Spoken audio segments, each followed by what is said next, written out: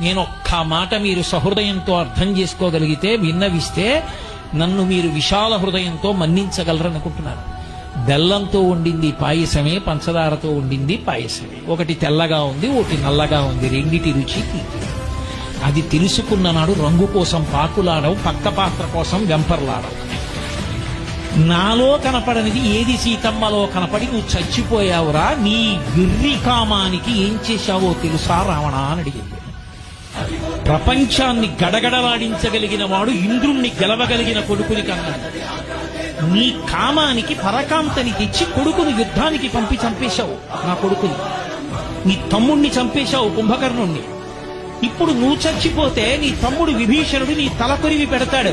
రేపు నే చచ్చిపోతే నాకు తలకొరివి పెట్టే కొడుకుని మిగల్చకుండా చచ్చిపోయిన దౌర్భాగ్యుడా, నీ కామం నిన్ను చంపింది.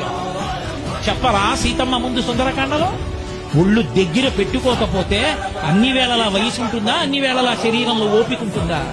ఎంత తేలికగా ఓపిక ఉంటుందో అంత తేలికగా ఓపిక.